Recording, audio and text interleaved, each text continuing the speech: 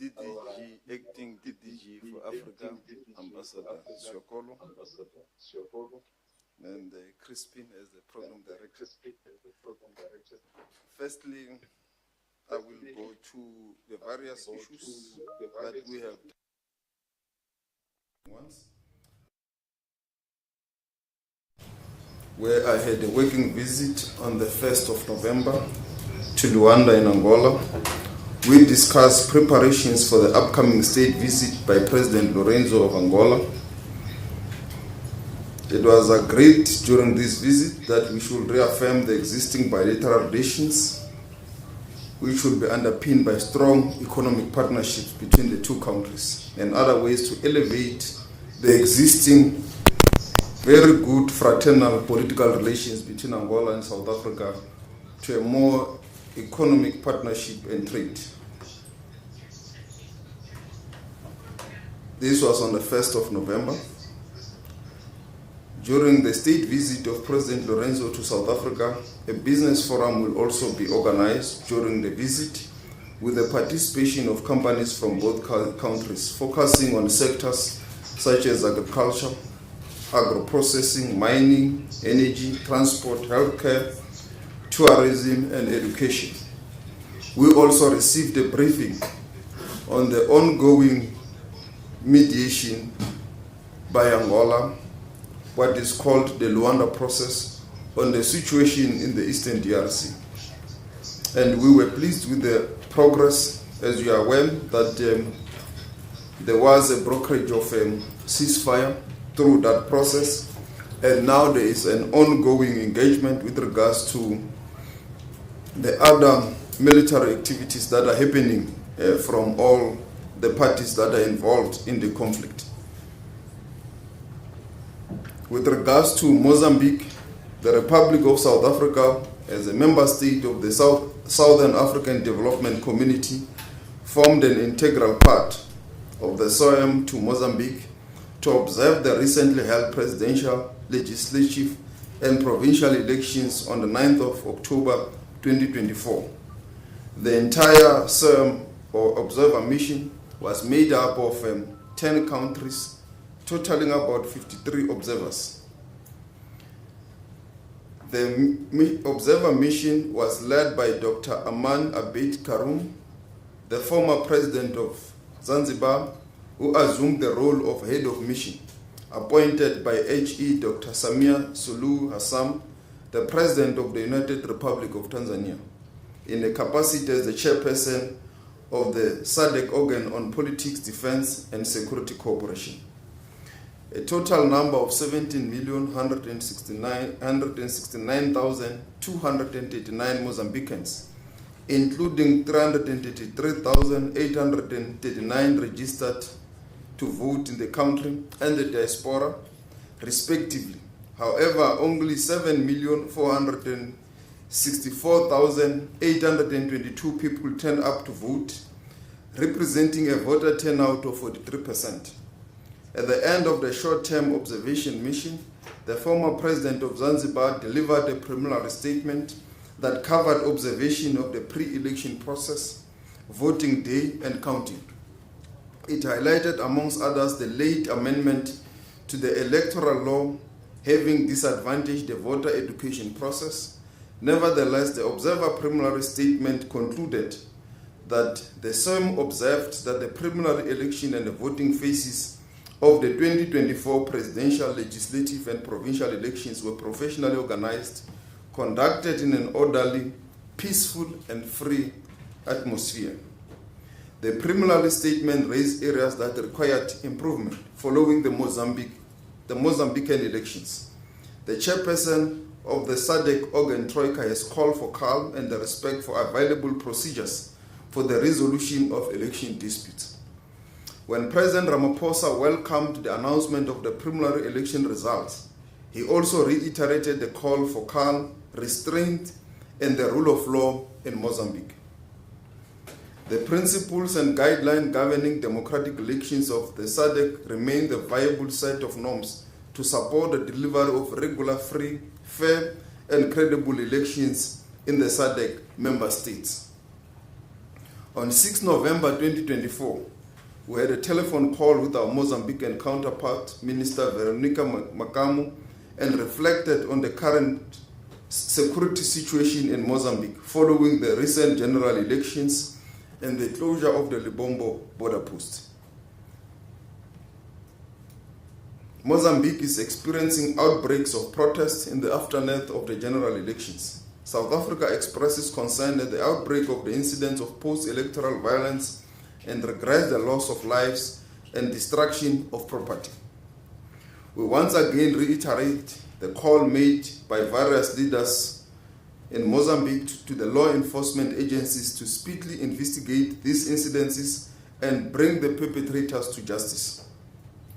South Africa calls for calm and restraint to allow the electoral process to conclude successfully and give the Constitutional Court or Council of Mozambique time and space to validate the election results in accordance with its mandates. We also welcome the return of some form of normality on the Lebombo border post in terms of reopening it to allow transit of goods. Furthermore, South Africa welcomes the convening of the SADC Extraordinary Organ Troika Summit and the SADC Extraordinary Summit on the 20th of November 2024 in Zimbabwe, where SADC heads of state will receive a report on the recent political developments in the region, including the elections in Mozambique, Botswana, and Mauritius. This summit will be preceded by meetings of senior officials and ministers from the 15th of November 2024. Working visits to Cairo from the 13th to the 14th of November 2024 to strengthen bilateral ties with the Arab Republic of Egypt. We will undertake a working visit to Cairo, Arab Republic of Egypt from the 13th to the 14th of November 2024 to co-chair the South Africa-Egypt political consultations with our counterparts, Dr. Badri Al-Belati, the Minister of Foreign Affairs, Immigration and Expatriates Affairs of the Arab Republic of Egypt. South Africa and Egypt enjoy cordial political, economic and social relations following the formal establishment of diplomatic relations on the 29th March 1995. These relations are historical, based on friendship, solidarity and collaboration between the peoples of both countries. The Joint Commission for Cooperation that exists between both countries is a structured bilateral mechanism that provides a platform for political, economic and social, cultural, scientific and technical cooperation between the two countries. The working visit will provide an opportunity for the exchange of views on regional, continental and global issues of mutual interest with emphasis on the ongoing conflict in Sudan. Before the conflict, Sudan was already experiencing a severe humanitarian crisis, long-term political instability and economic pressures that left 15.8 million people in need of humanitarian aid. The conflict has only exacerbated these conditions, leaving 25.6 million people, more than half of Sudan's population, in need. The brutal conflict has forced more than 11 million people from their homes. The majority of over 8.1 million people remain within Sudan, representing the largest displacement crisis in the world. Furthermore, the session will also reinforce the importance of accelerating efforts toward the implementation of the African Continental Free Trade Agreement in consolidation of Africa's Agenda 2063. The working visit will reinforce the commitment by both countries to expand and strengthen political and economic relations. G20 meeting in Brazil. We will support President Cyril Ramaphosa at the G20 in Brazil. The G20 summit represents the conclusion of the work carried out by the country holding the group's rotating presidency. It is the moment when heads of state and government approve the agreements negotiated throughout the year and point out ways of dealing with global challenges. In Brazil, the G20 Leaders Summit is scheduled for the November 18 to 19, 2024 in Rio de Janeiro, with the presence of the leaders of the 19 member countries plus the African Union and the European Union. South Africa will assume the presidency of the G20 on the 1st of December 2024. At a date to be determined by the presidency, we will launch the program officially here in the Republic of South Africa after we've received the handover in Brazil, in Rio. South African government condemns the spreading of disinformation about South Africa's case before the International Court of Justice on the application of the Convention on the Prevention and Punishment of Crime of Genocide in the Gaza Strip, South Africa versus Israel. The government of South Africa condemns the spreading of disinformation concerning its case before the International Court of Justice. This effort seeks to mislead the public and draw attention away from an ongoing genocide which is unfolding in Gaza and televised on a daily basis for the whole world to see. Post-apartheid South Africa has been consistent in advocating for the inalienable rights of the Palestinian people, including for Israel to end its unlawful occupation, which continues to deny the Palestinian people their right to self-determination. Our principal approach is firmly rooted on our own experience of colonialism and apartheid, international law, and the United Nations Charter, whose core purpose is to save succeeding generations from the scourge of war. We have repeatedly taken our support for the State of Palestine to multilateral platforms, amplifying the Palestinian struggle on the international stage. This includes initiating and supporting countless United Nations resolutions in favor of the Palestinian cause, underpinned by consistent voting patterns since 1994. We have further been at the forefront of supporting the State of Palestine's admission as a full member of the United Nations. On the 28th of October 2024, we submitted our memorial to the ICJ containing evidence which shows how the government of Israel continues to violate the Genocide Convention by promoting the destruction of Palestinians living in Gaza, physically killing them, depriving them of access to humanitarian assistance, causing conditions of life which are aimed at their physical destruction, and ignoring and defying several provisional measures and orders of the ICJ. We have also presented evidence of Israel's use of starvation as a weapon of war and its aim to depopulate Gaza through mass killings and forced displacements of Palestinians.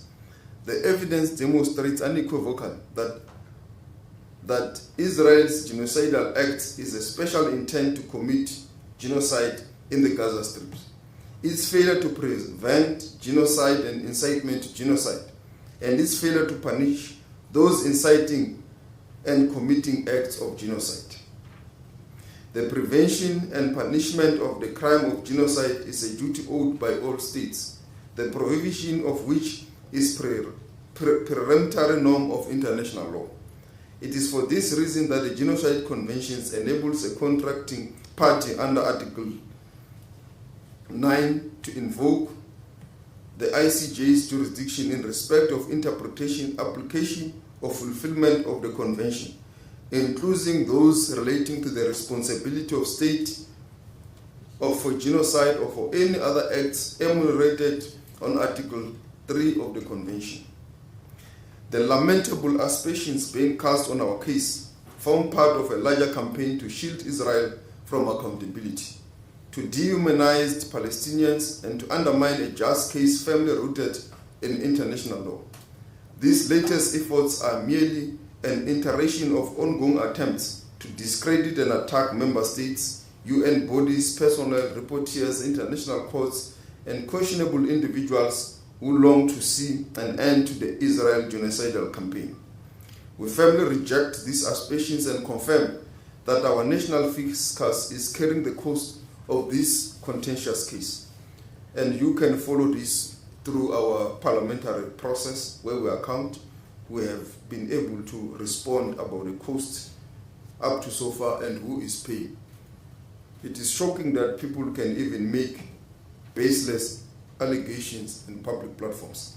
We remain unfettered in our solidarity with the Palestinian cause and in our resolve to invoke the relevant organs of the United Nations to end the Israel genocidal destruction of the Palestinian people and to bring about just and a lasting peace in the state of Palestine.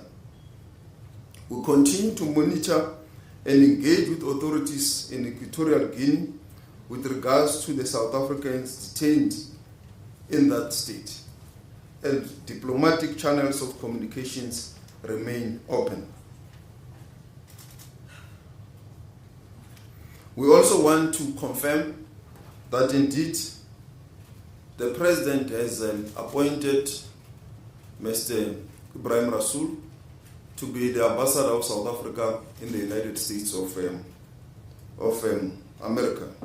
It's a decision not taken lightly, but a decision taken on the basis that he has been there and his credentials will be quick to process, given the fact that there is an urgent need for South Africa to have a presence in the United States of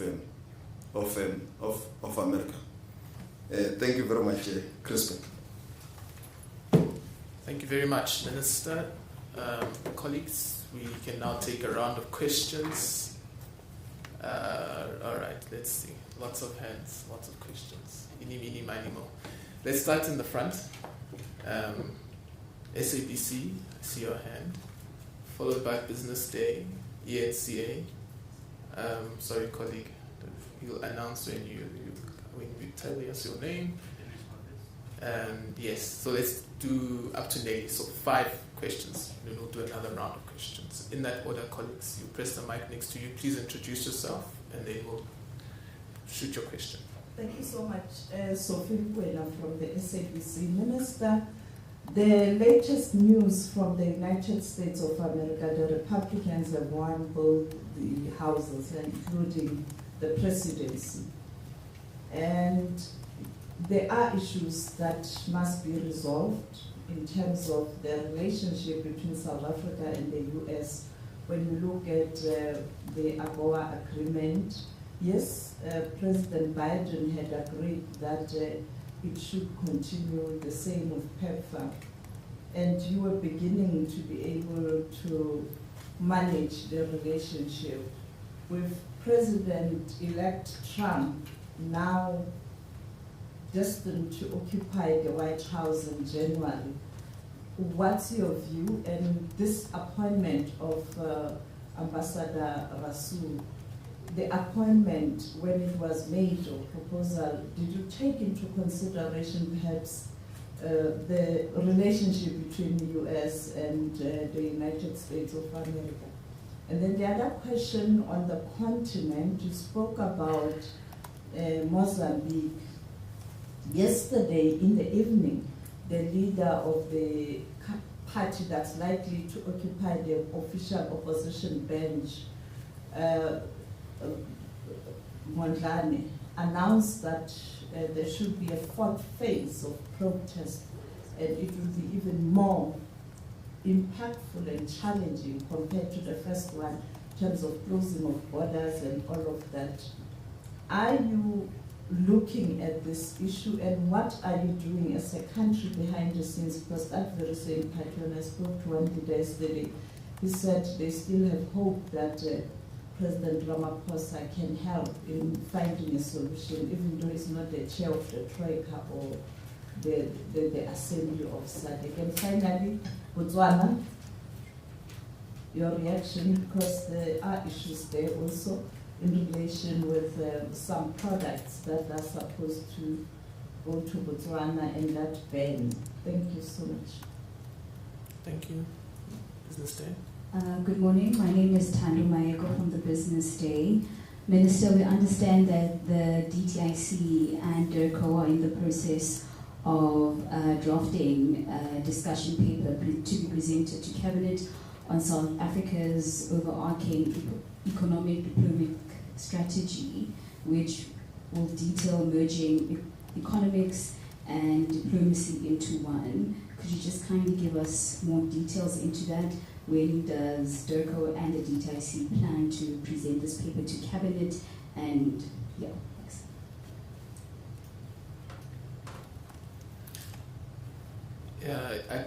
I'll be then.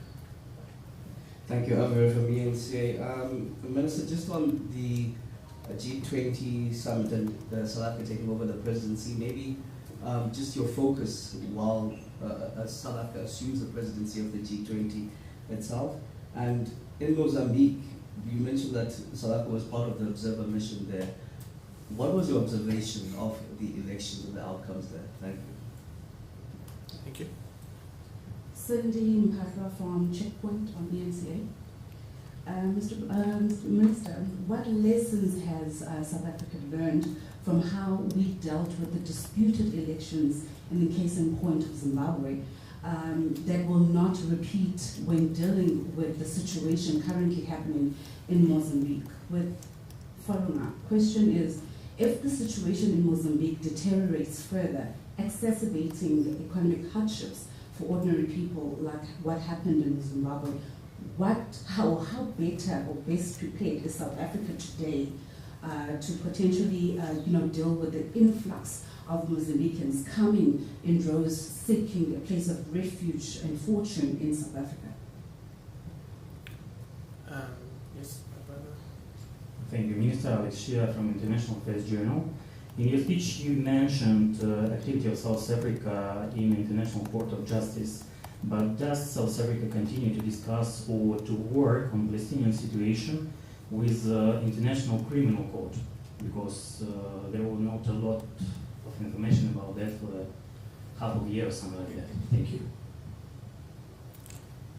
Hello, Nellie Payton from Reuters. I also have a follow-up on Mozambique. You said that you're calling for calm and restraint, but a lot of people clearly feel that this election did not represent the will of the people.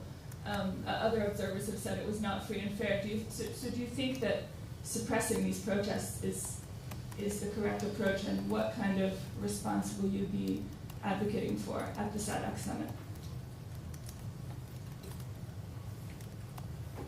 Okay, thanks, colleagues. We'll take this round now, and then we'll take a round online, then we'll come back to the room. So just keep your questions and hope someone doesn't answer them or ask them online. Minister? Can we ask Ambassador Siokolo to come and just maybe address some aspects, particularly on the Mozambique question?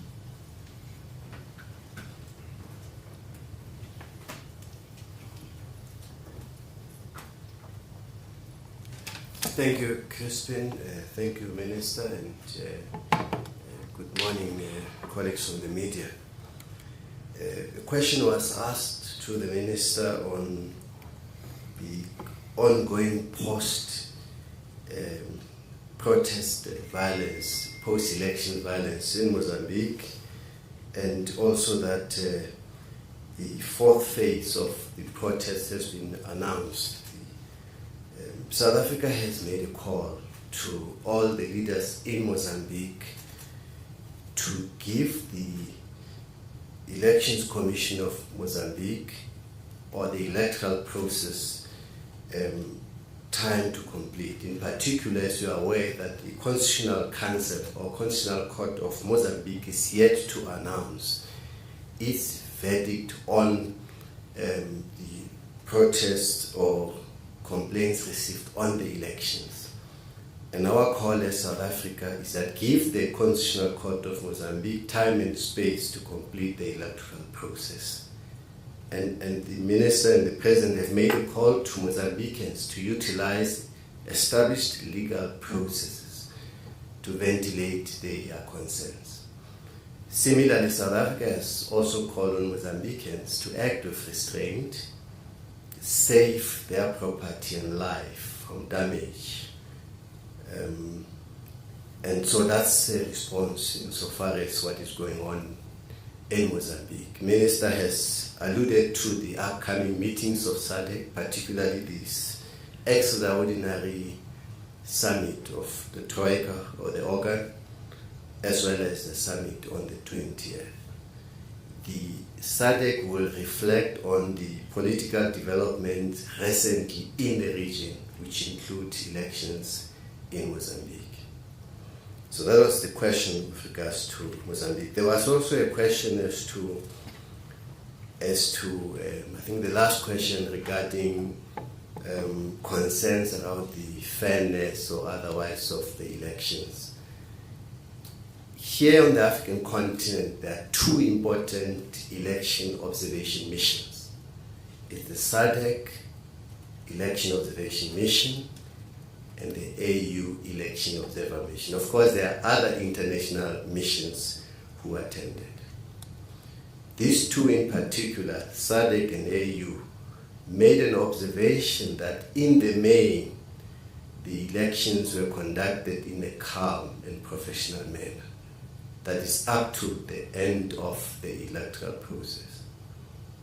What happened after was the protest after that process was concluded. So we remain as South Africa guided by the observation of those missions. And our views as South Africa would be confined within what SADC says and what the AU says.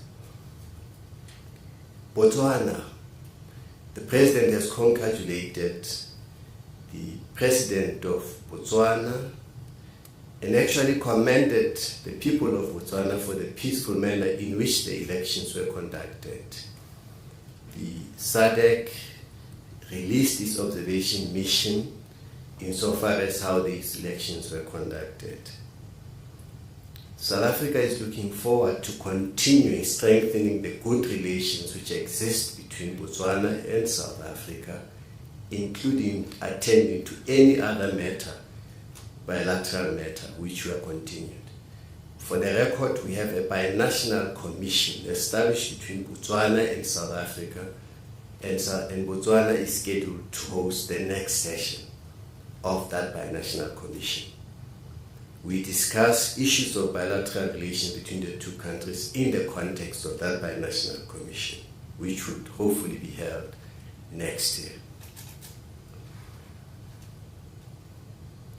There was a question posed by Ms. Mphathwa on if there are any lessons to be learned in terms of the elections which were held in Zimbabwe and what is happening in Botswana. If you read the report of the observer missions, SADC observer missions, they do contain a set of recommendations in terms of what states should do to further strengthen the electoral process. They did the same with South Africa. They make an observation and they also make a set of recommendations. SADC does make a follow-up after that with member states, as they do with South Africa, in terms of how they've progressed with regards to those recommendations which we've made. And for the record, the SADC Election Observation Mission takes place with a view to strengthening electoral democracy in the region. In fact, recently SADC had a summit, and during that summit, the Executive Secretary of SADC released his scorecard on how the region SADC is doing in terms of regional integration. And you will be pleased to note that in the main and relatively, the Executive Secretary said that when it comes to pillar of peace, democracy, SADC is doing relatively well. But of course, you have to keep on improving the process, and that is what South Africa is doing, to engage with SADC in terms of how to strengthen electoral democracy through the elections observations.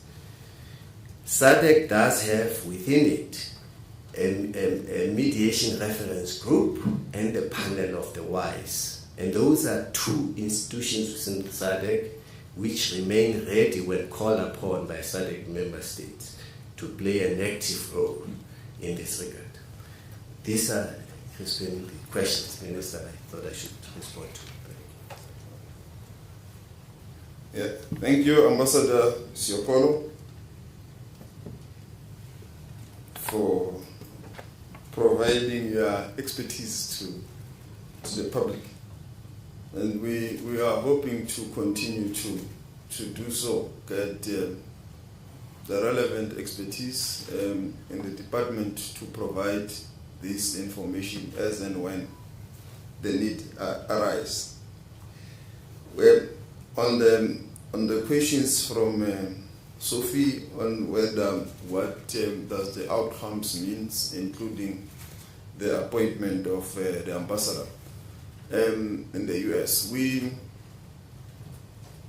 Prior to the elections, you'll be aware that I was in the US, where we had various engagements with think tanks, academia, Congress in a bipartisan way, including the State Department itself. And we described the relationship between the US and South Africa as dynamic and evolving. And I think the outcomes of the elections reflect that reality, that our relationship continues to be dynamic and evolving, and we should continue to engage with the US at all levels to continue to strengthen this dynamic and evolving relationship.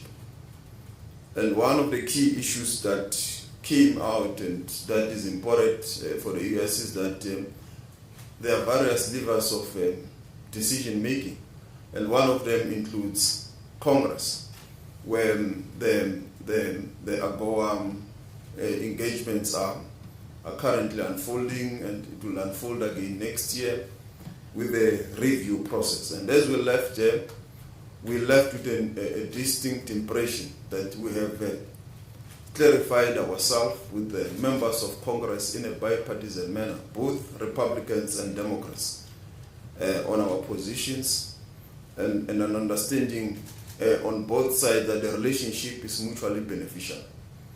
So we will continue to engage with the White House with regards to their foreign policy, including AGOA, going forward, with an aim to continue to strengthen these bilateral relations. Obviously, there will be challenges that will arise on a number of issues, because there has never been a straightforward relationship.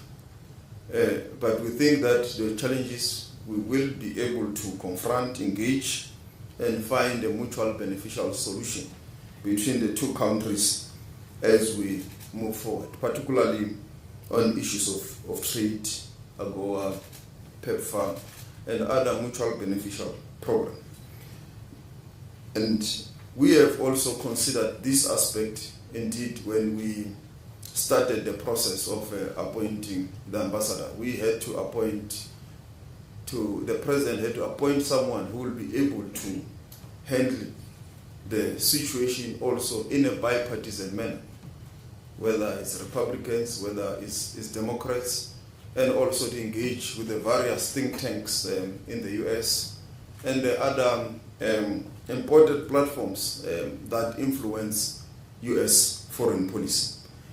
With regards to the call by the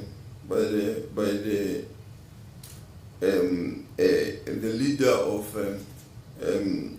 those who are contesting elections in Mozambique for a fourth phase protest, we will continue to call for calm as South Africa, to that whatever protest must happen within the ambit of the law, without destruction of property and so forth.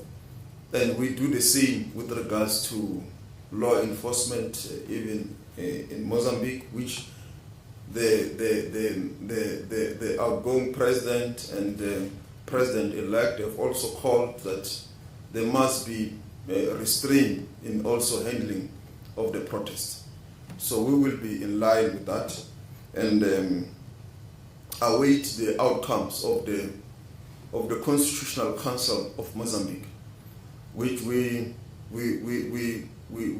everyone place an importance as the prime and the supreme resolver of disputes of an election outcome in Mozambique. So at the end, that will be the body entrusted by Mozambican laws to pronounce on the outcomes of the elections, which will then be able to take it from there. So we call for all parties to allow the court to process, to consider, and make a determination. Indeed, with regards to Botswana, you will also know that the president had assigned the deputy president to represent the Republic of South Africa at the inauguration in Botswana. And the deputy president was there. He represented us. And we look forward to continue with fraternal bilateral relations with the Republic of Botswana. On the issues of trade and unilateral ban of South African products in Botswana, we will engage with the incoming administration. There has been engagement ongoing. We will continue to engage because we do not think that it is mutually beneficial to either ourselves or to Botswana. So there is a ground of engagement in a frank, cordial and friendly way in between neighbors. With regards to the engagement, internal engagement happening between DELCO and DTIC, we are indeed engaging to find a clear strategy to strengthen our economic diplomacy in the continent, to also not only ourselves but also with the various government departments that are playing a role in trade in the entirety of the continent. But it's not only an internal process in government departments. We have also engaged with South African companies that are playing a role in the continent, and we are also looking forward to their inputs on how we can continue to strengthen trade relations in the entirety of the continent, and also for a country to be able to participate in the various trade platforms that exist in the continent, and also how we also help and support South African companies that are playing a key role in many markets in the continent that are also facing serious challenges, various challenges that they encounter in a structured way. So indeed there is that process.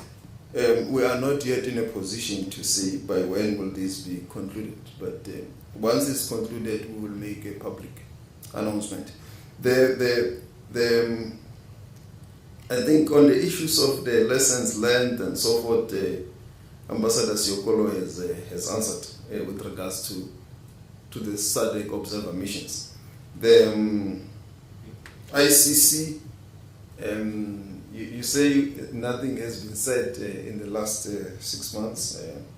It means you are not in the last press briefing, because we did give a detailed account of our meeting with the ICC prosecutor at the margins of the General Assembly, when he briefed us of the processes and the independent gathering of evidence and the process that they are undertaking. And we encouraged him to do his best to ensure that justice prevails. And those that are inducted by that court to face accountability. I think we spoke a lot about Mozambique. Richard says the outcomes did not reflect the will of the people. I don't think we can make that judgment now. As Ambassador Siokolo has said, there are 2 preliminary observer statements and missions that have determined that the elections were conducted in a professional and peaceful manner. And even most of you will attest that there was no violence pre the elections. The elections in Mozambique were conducted, everything happened. All hell broke loose after the elections. Hence we characterize the violence as post-elections violence. There could have been some sporadic incidents there and there, but largely it was peaceful. The violence, the scale at which it is erupted after the elections. And we will await the outcomes of the Constitutional Council of Mozambique to then tell us in terms of the whole process and the disputes that have been lodged and so forth. In the meantime, we call for calm from everyone and allow this process to unfold. What will you be advocating at the summit? It will be obviously informed by the SADC principles and processes, but our position, we will state it at the meeting. It will make no sense for us to say it now, because the discussions, as you are aware, internally are confidential. But I can say that it will be underpinned by the SADC principles that I have stated in the statement, and the Ambassador Siokolo also outlined as to what will be what are South Africa's priorities with regards to the G20. The theme that has been adopted will be solidarity, equality, and sustainability. And we have a number of priorities, and which will encapsulate key issues such as financing for development, reform of the international financial architecture, the multilateral development banks, trade and inclusive growth, just energy transition, combating climate change, critical minerals, industrialization, employment and inequality, food security, cross-cutting initiatives on artificial intelligence, pandemic prevention and preparedness. So these are some of the issues that we will prioritize on the various working groups of the G20. Thank you very much.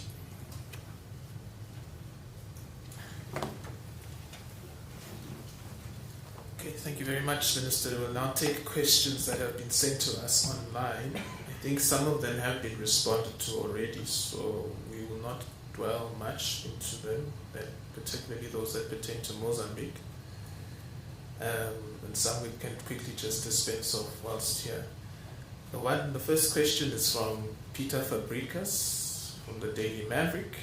It says, how will you deal with Taiwan refusing to vacate its Pretoria office, and why did you decide to evict them after 26 years after you had agreed to establish this liaison office?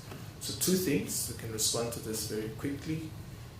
They have not refused to vacate. They have informed us that there's some financial challenges which we are still discussing. Two, they are not being evicted, they're being asked to relocate. The big difference, they are a liaison office. Liaison offices are often found in the commercial hubs of a country and not in the capital, where that is the preserve of embassies and high commissions. There's a comprehensive statement to this, Mr. Fabricas, you can refer to it. The next question. Good morning, Minister. You have succeeded in submitting your memorial to the ICJ on time. Can you share what happens after this action? And then the questioner says, Minister, the US President-elect has in the past recognized the Moroccan sovereignty over the entire Western Sahara, as Morocco recognized Israel under the Abraham Accords. How do you plan to manage these dynamics are you at all concerned, that Mr. Trump might derail your fight for the people of Western Sahara? Then third question from the same questioner is, Minister, did the recent visit by former Deputy Minister Obed Babela to Morocco have any negative implications for South Africa with its allies in Nigeria? That's from Lizeka Tandwa, Times Live. The next question, Minister, is from Joel Walsh, a freelancer. And he asked, DIRCO has previously expressed deep worry that the South African citizens have joined the IDF and that if done without permission, this is breaking the law. What is DIRCO doing to ensure that the NPA prosecutes South Africans for breaking the law here and committing crimes in Gaza? Then we have a question from Mr. Philip De Wet, News 24 International Relations Editor, I believe. Is South Africa satisfied that SADC is moving with sufficient urgency on Mozambique? Does the SA plan any other action? Discussions with government or opposition leaders, direct observation, anything at all, in light of the calls for fresh protests to start tomorrow? So I think this question also has been comprehensively responded to by Ambassador Siokolo and the Minister. I don't think we need to go into it again. The last question is, okay, there are two more questions from Salam Media, Monty Muletsani. Good morning, Minister. On the matter of South Africans doing active military service, I think that's the same question as our freelancer friend's question, Josh. But there's an amendment to the question where it says, the latest news from Canada is that the Jewish National Fund has had its charity status revoked. There is a similar situation here with the JNF engaged in various activities in Israel that may be construed as aiding illegal settlements in addition to being complicit in the genocide. Is DIRCO probing, and what could be the violations in SA law? And last one, Minister, also on the ICJ.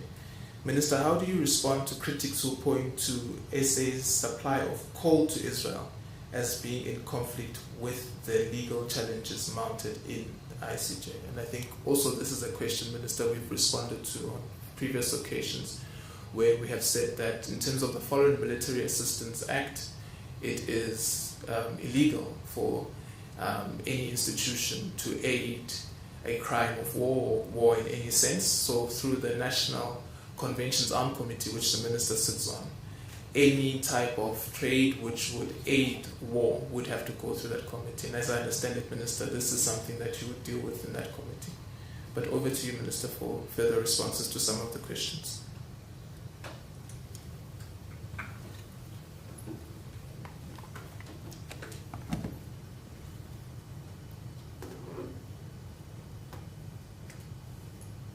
Yeah, no, thank you. I think Crispin has answered some of the questions. The US-Morocco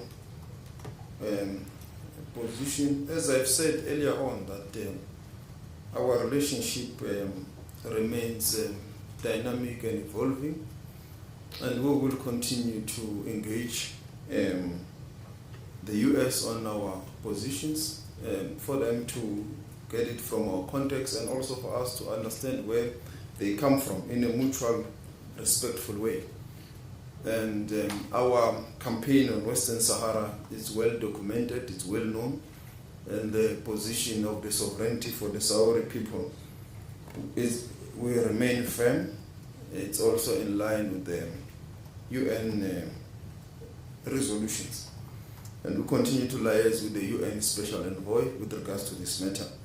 Whether the visit of Comrade Obed Bapela has dampened our relations with Algeria, it didn't, because as you are aware, he was not representing the South African government. And also the ANC as a governing party has also come out clear that he was not representing the ANC itself. But there is also, as we speak, ongoing process for a state visit to Algeria. If confirmed, it could happen before the end of the year, and we will let the public know. But there is that process which started long before me and long before elections, or before Comrade Ovid went to Morocco. So it has always been something that has been on the pipeline, which could not take place just prior to the elections. The IDF, I have repeatedly answered this question that anyone who has got the evidence must report it to the police and to the NPA, and the law must take its course for any South African who is participating in the Israel Defense Force. The law must take its course. People must submit their evidence. I always get an impression from this question that the impression is that it's DERCO that must do this, must look for these individuals and do that. If we have that, that's good.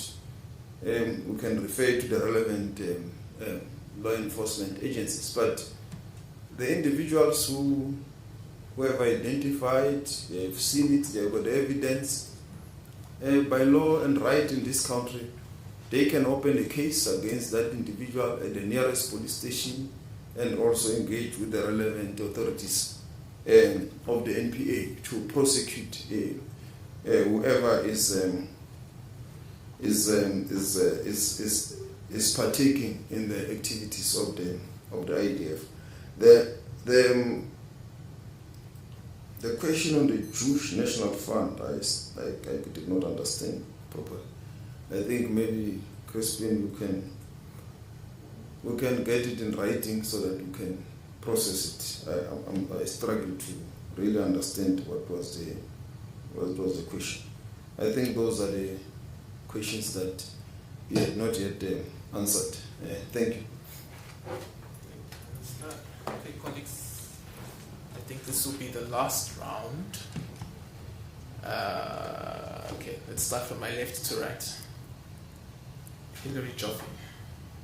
Hilary Joffe from Business Day. Minister, I understand that you feel you can't launch the G20 program for our hosting next year until we've officially taken over. But can you give us any sense of the program?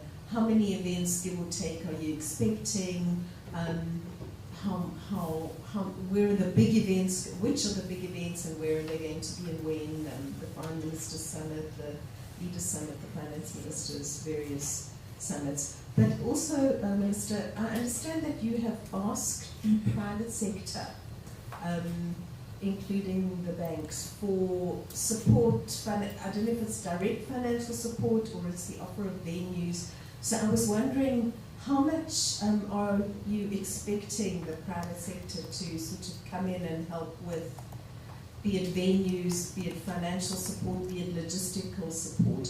And if you were to total up what you expect the entire event to cost, not just the 60 million which has been already allocated from the budget for the G20, have you got a sense yet of, if you total all the kind of costs, what will be the cost, including what government's going to pay, what private sector's going to cover? Thanks very much. Thank you. Okay, let's go in this first row, then we'll come back and we'll snake away. Good morning, Minister. It's Amanda Koza from News 24. Minister, I'm interested to find out how is the department or the government going to manage this increasing habit of JNU ministers saying something that's contradictory to what your department is communicating about our foreign policy position. We saw John Steenhuisen saying that we are, criticizing the president about what happened in Russia during BRICS. But there's this continuous thing that the JNU ministers are doing where they are directly contradicting what the government's stance is on certain issues on foreign policy. Thank you. Come to the mic.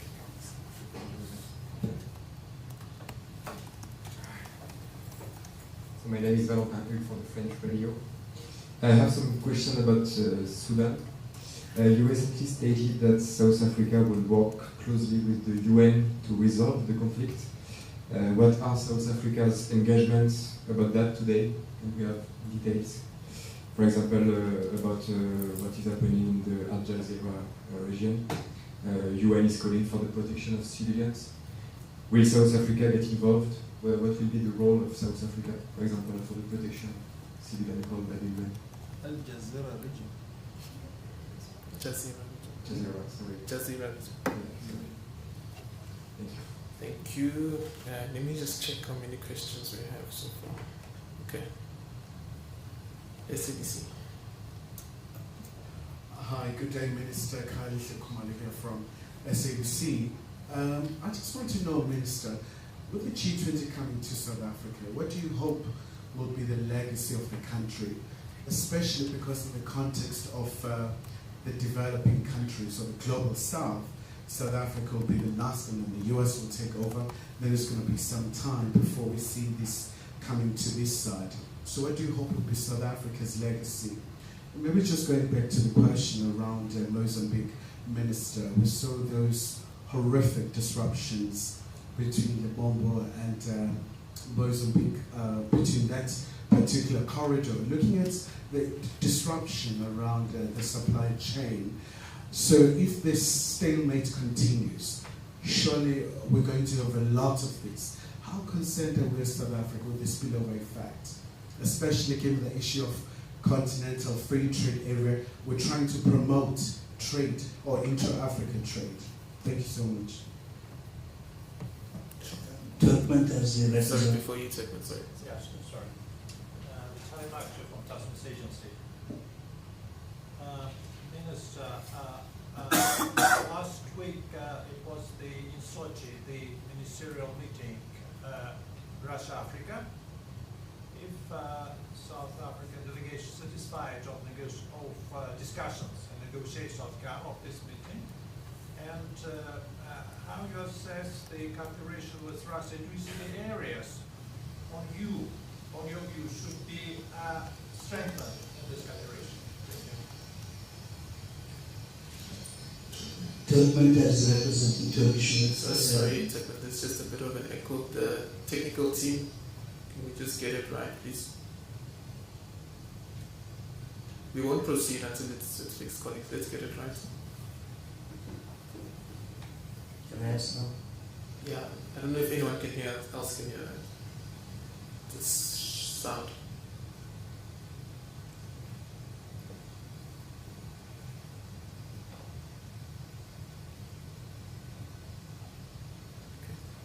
Yes, Turkmen as representing Turkish. My question partly answered by my French colleague.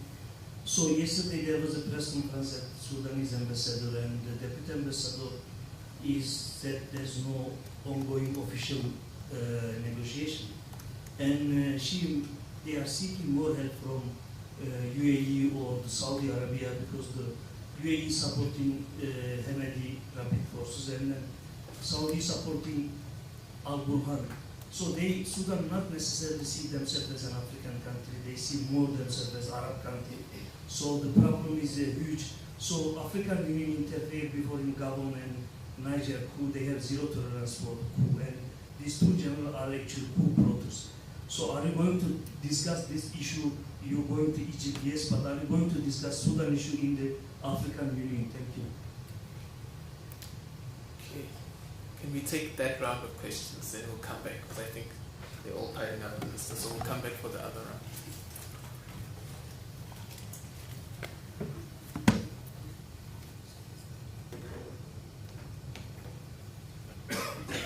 Yeah, no, thank you very much.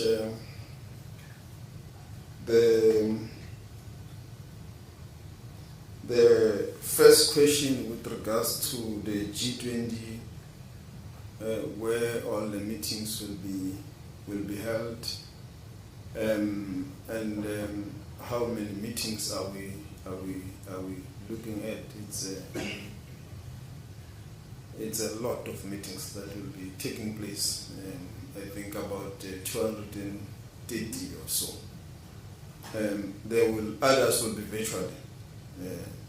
I think at physical ones we are looking at estimatedly at around 130 or so. So all the meetings will be spread throughout the country. Both the ministerial meetings and the officials' meetings.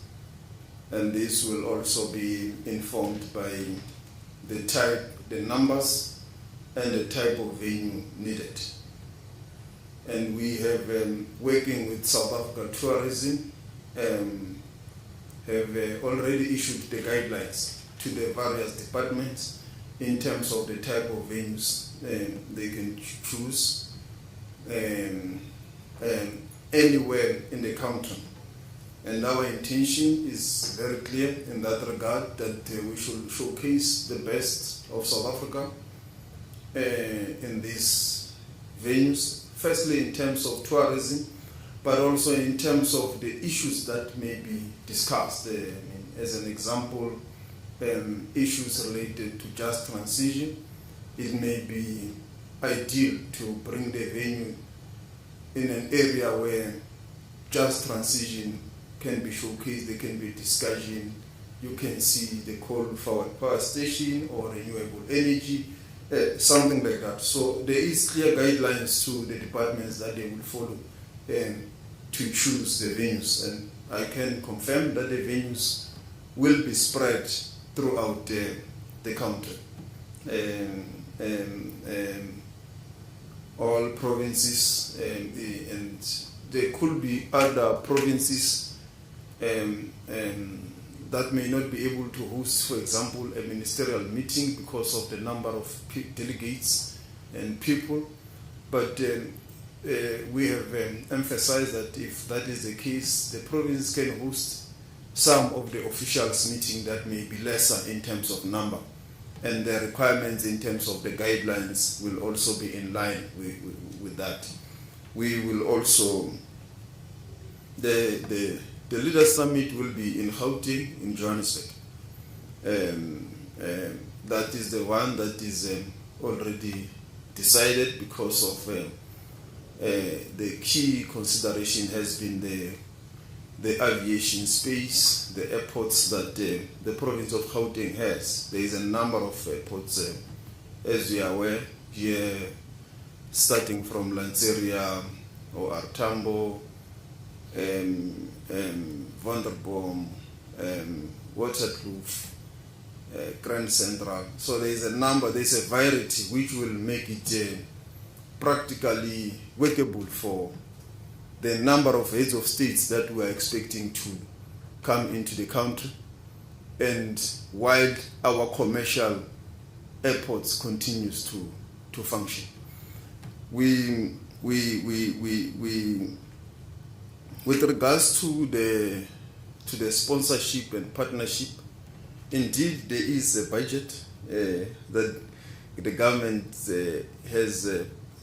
will have to set aside, which will still be clearly confirmed. But I can tell you it will be far above the 60 million rands, given the number of venues across the country, 130 venues, and the number of people that are coming, because it also includes a number of issues that must be covered in terms of the budget. So we will be able to give you the clear breakdown when we launch the program. But we believe that whatever budget that we have to spend on, the value for the country will be immense in terms of tourism, in terms of technical capabilities, in terms of the benefits for the country will be far-reaching in terms of even our economic growth and so forth. The support we do, as you have said, indeed, the private sector support will be welcomed, and there are also already other private sector players that have come in already. For example, that have offered venues for the meetings, which covers the required number, and obviously others will offer other logistical support that will be necessary to enable all the meetings and the summit itself to unfold. We will, as the business day has said, that indeed we will only go live on the website on the 1st of December, because we for now have to respect the Brazilian process. Up until the handover, we will then be able to give in detail some of this information, but there is already work that is underway to brief yourselves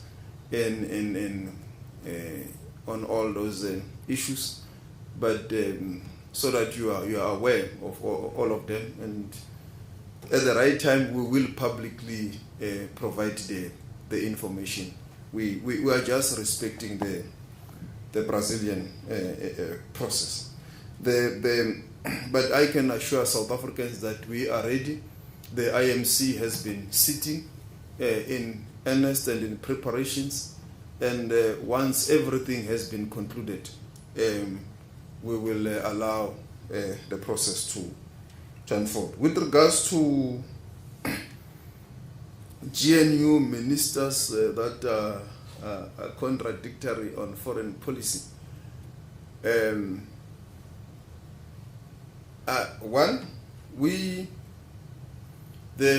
foreign policy of the South African government remains intact. It's guided by the Constitution of the Republic, is guided by the National Interest Document, is guided by the Foreign Services Act, is guided by the National Development Plan. None of those have been reviewed. So they remain South Africa's foreign policy. And that's what guides our work as the government of national unity. And that is also what guides all ministers in the Cabinet of the Republic of South Africa as they undertake their foreign responsibilities on behalf of the South African government. I sign their delegation, I sign their mandate, which we always ensure is in line with the South Africa's foreign policy. The national interest, the Constitution, the Foreign Services Act. And I can tell you, up to now, there's no one who has veered away from these documents. We have not had an incident of a diplomatic outside of South Africa's foreign policy. And I sent ministers, depending on the agenda of such meetings, the person that is necessary. For example, if with FOCAC, because we had to deal with a number of issues, including infrastructure, including trade, agriculture, and so forth. I don't look whether it's a DA minister or is an ANC minister, or is someone who comes from the ANC or from the DA, because I see all of them as ministers of the South African government. I send a minister of agriculture to China. I send the minister of trade and industry. I send the minister of environmental affairs. I send the minister of infrastructure. I send the minister of small business. And depending on the nature of the engagement, I've got no eyes in terms of which organization they come from. And we give them the mandate of the South African government, that this is what informs the mandate of the South African government, and this is what you are going to negotiate. And I can tell you with certainty, we have not had any contradiction or anyone speaking outside the policy and the mandate of the South African government in the various forums that we have deployed people. We do from time to time see the Twitter messages and so forth, but South Africa's foreign policy is not determined on Twitter, and is not decided by Twitter. It is decided by the executive, is set, it has been decided by Parliament, and that's what guides us. The Twitter engagements do happen from time to time, and we continue to stick to what is South Africa's foreign policy. And as I've said, it's guided by the Constitution, by the National Interest Document, South Africa's Foreign Services Act, and the National Development Plan. And you can go and track it and check since the 7th administration. Even Crispin maybe can help some of you who have sent to where, and you can check whether there has been any contradiction or confusion outside South African foreign policy. We have seen, as I've said, sometimes those Twitter engagements and so forth, but they don't change South Africa's foreign policy. It is what I have already said, and we are sticking to it, we are guided by it, and we are forging forward. This is also in line, all those documents that I have mentioned, the statement of intent that guides the GNU in terms of foreign policy is also informed by all those documents that I've said. So up to now, we have been in line with what we have been assigned as a mandate of the South African government. With regards to Sudan, in the last press briefing, we did mention that at the Thabo Mbeki Foundation, at an informal platform, Thabo Mbeki did invite as a patron the warring factions from Sudan at an informal level, which we participated in and encouraged all the parties to open a line of communication. And the AU also process, and as you will be aware, the special envoy of the UN was also here, whom we had consultations, who also informed us that at this stage there is no clear line of communications between the warring faction, and we continue to encourage them to establish lines of communication that must lead to an engagement with regards to the conflict, so that they don't only meet on the battlefield, but there is an engagement platform that can be established. And with regards to Libombo and Mozambique, are we worried about the spillover? Yes, we are worried about spillovers. It is given that if there is a conflict in any of the neighboring countries, there will be spillovers to South Africa. Hence, we continue to maintain line of engagements with our Mozambican counterparts and with the processes that SADC is undertaking. And SADC being the most important in terms of platform to feed into the process, and that's where we'll continue to participate while we maintain the engagements that we have with our counterparts in Mozambique. And with regards to the Sochi Russia platform, yes, we remain satisfied with the engagements, and we look forward to take it forward, these engagements, like all other multilateral platforms that we participate in, the FOCAC, TICAC, and the other platforms that we participate in. Yeah, I think I have answered almost all of them. Thank you.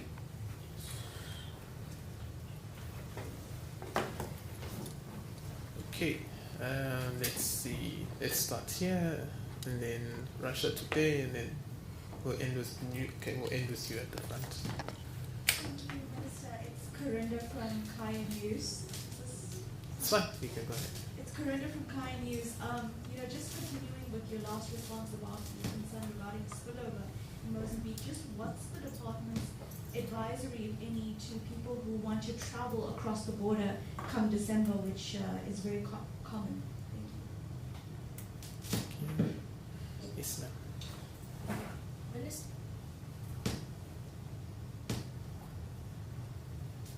Do you want to use the other one?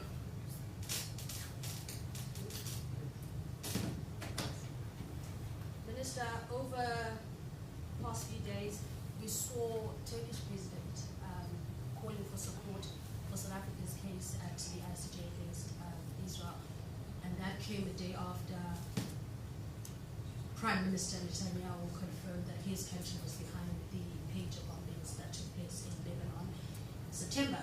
So with all of that, what do you think of the chances that the international community will now come together and hold Israel accountable for the potential war crimes? And do you think the international community is doing enough to hold Israel accountable?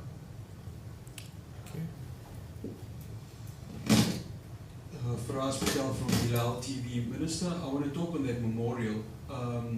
When it was submitted at the time, we saw northern Gaza being practically wiped out. Word on the ground was there was talks of the ethnic cleansing that was happening there. We saw hospitals being bombed, especially the Al-Aqsa Martyrs Hospital and various others. I mean, you've seen it on social media and on TV, the ravaging fires that were happening there. So how much of that was taken into consideration in terms of the memorial? And Melissa, just to add to that question on the United States, I mean, you've talked about the developing relationships with them. You've got Donald Trump, who's sort of had this Jekyll and Hyde syndrome. On one side, he was win voters in the Arab and Muslim swing states in the United States. But then just a few days, you've heard Benjamin Netanyahu saying that he continues to speak to, quote unquote, his friend, Donald Trump. Is there a sense of trust within the US? Because we talk of the US as being not only the biggest arms supplier to Israel, but also at the same time a stumbling block within the UN Security Council in terms of a ceasefire that needs to happen in Gaza. Is there a sense of trust from the South African government side that the US is going to play this role in trying to make sure of a permanent and lasting ceasefire within that region as the death toll continues to rise and more women and children continue to be killed? Thank you. Minister, Cindy here again from ENCA. What is your response to the Center for Democracy and Human Rights criticism of South Africa's congratulations to Frelimo and its candidate before the Constitutional Council had ratified the election results? And lastly, the same organization is also questioning your solidarity with the Palestinians on a faraway land in the Middle East and not with the people of Mozambique on your doorstep. Sanmonani, my name is Tim. Just on the Consul General that was recalled from Dubai, has there been any update in terms of the disciplinary process? Where do things stand? Thank you.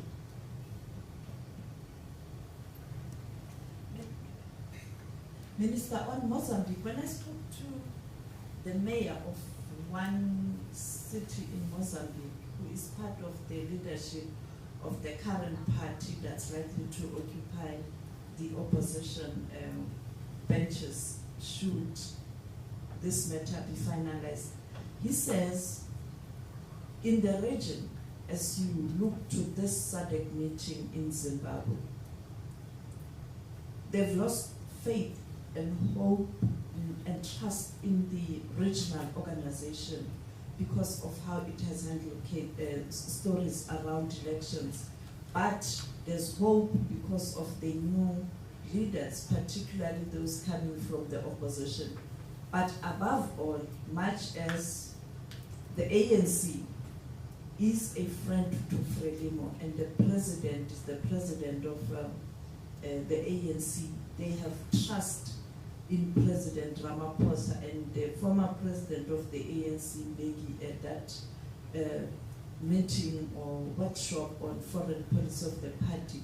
His statement brought hope to them, and therefore they want President Ramaphosa to step forward and, however, not use quiet diplomacy.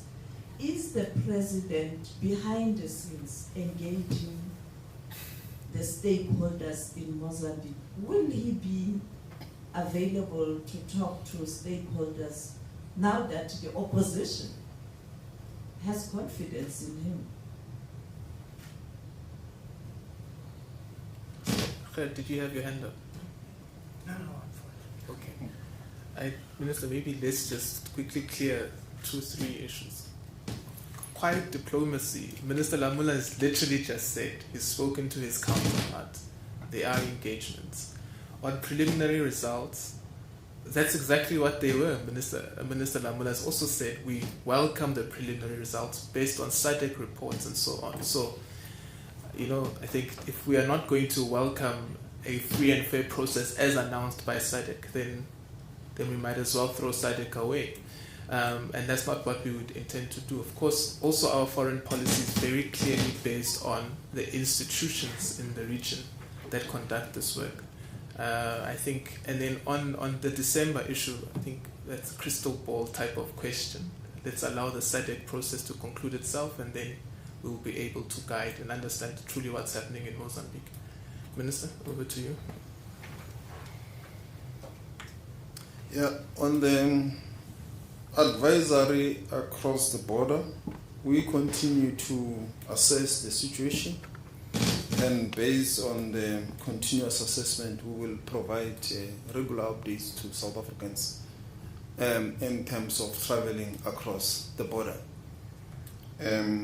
You will remember that after the last process, the border was closed based on that process, including an advisory to South Africans.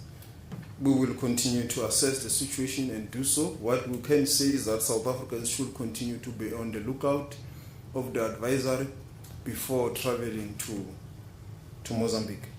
With regards to whether we have got confidence that the international community can hold Israel accountable, given the outcomes of the elections in the US.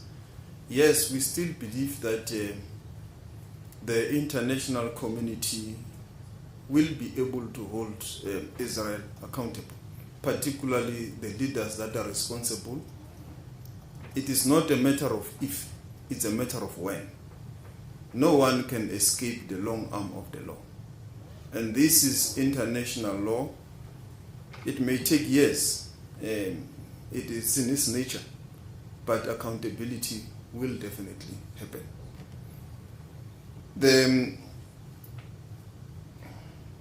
And that remains South Africa's position to call for an international law-based order.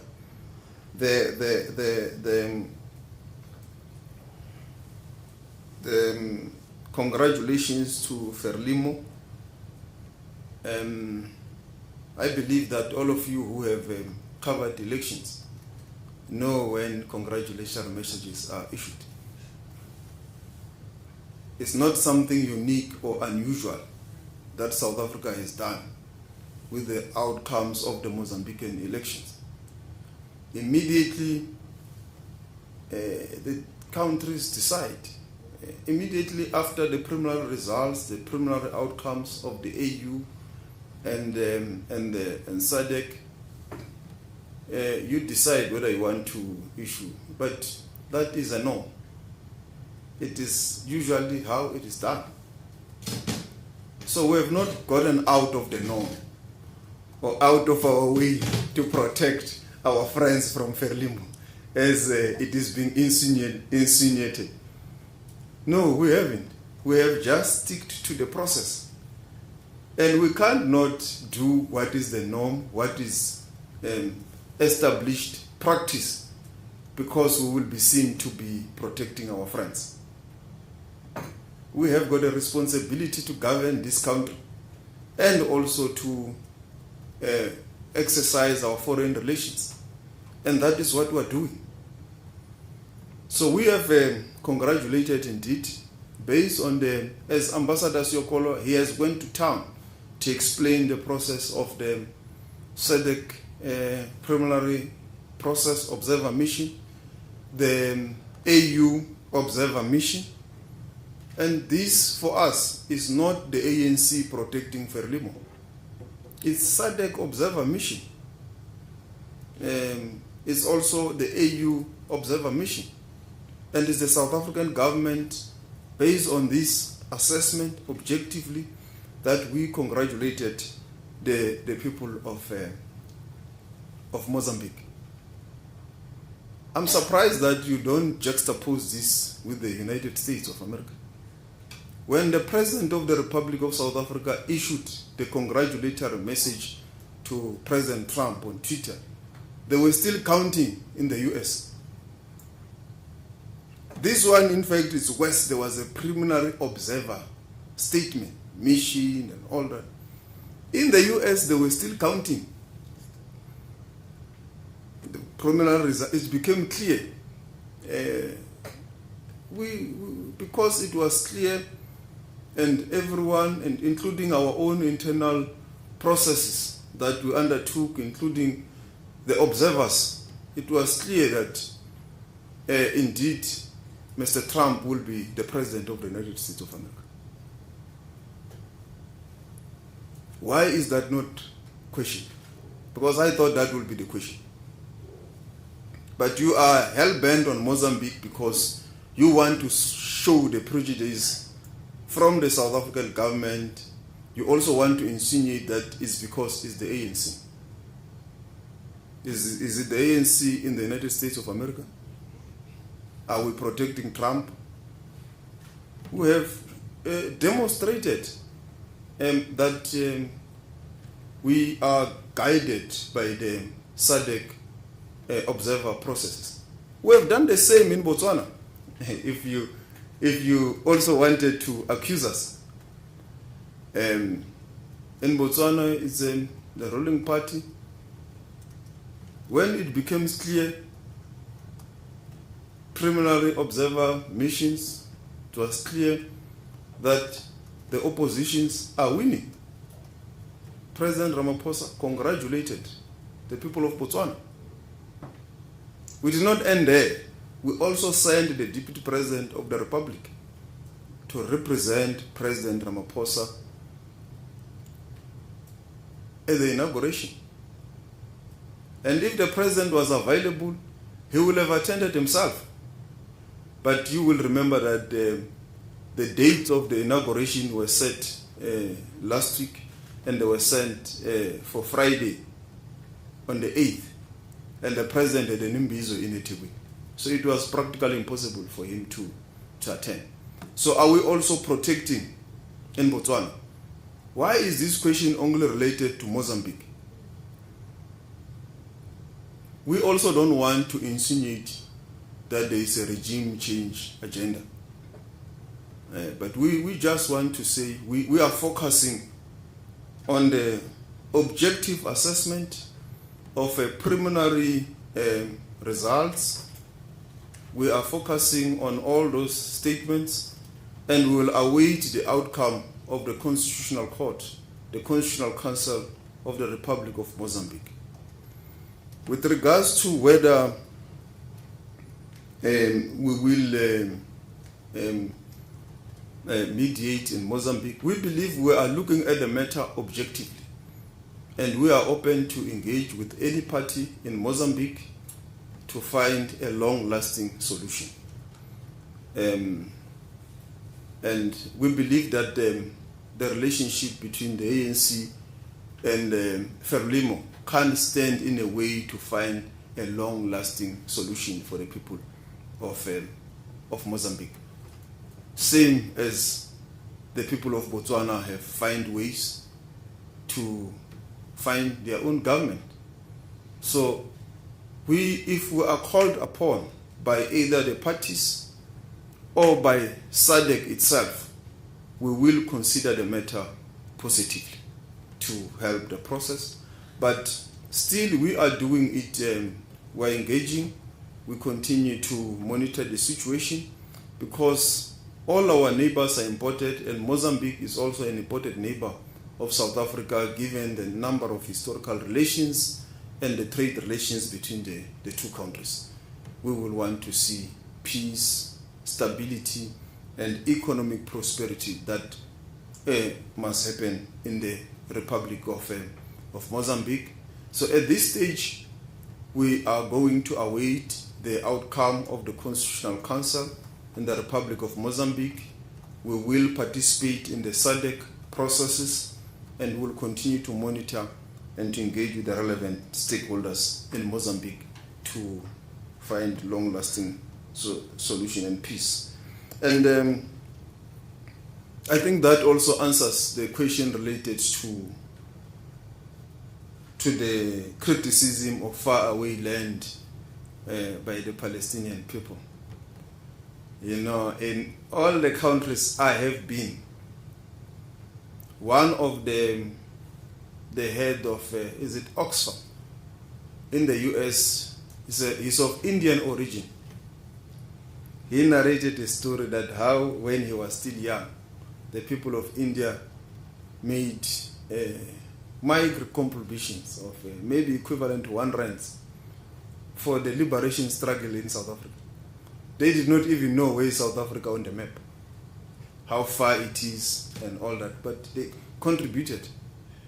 And I get this message in many parts of the world where I visit, of people who played a role in the anti-apartheid movements across the globe, even to the extent of contributing with their own personal funds, clothes, and all those things, without having even known how far South Africa is. And for us, the struggle for the people of Palestine, it's linked to our struggle against apartheid, and we carry forward. We believe we are the right country to tell the world as experts on apartheid, separate development, and unlawful occupation. And that's why we made the presentation to the ICJ opinion and also taking forward this net. We are the right country to do so. With regards to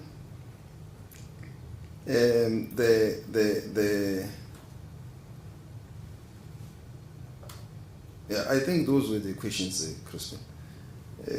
Unless there's one I forgot. There was one about Turkey supporting us.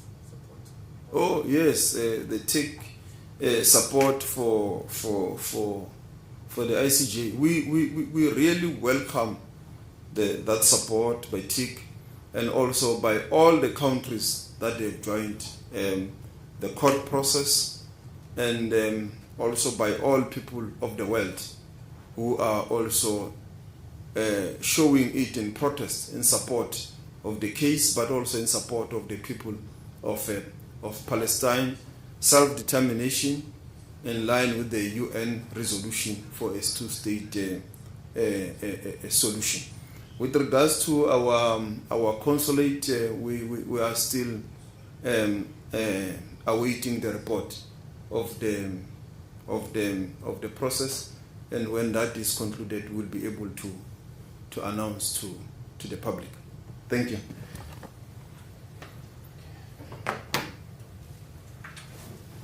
Thank you very much, colleagues. I think that concludes the longest press briefing I've been part of with the Minister.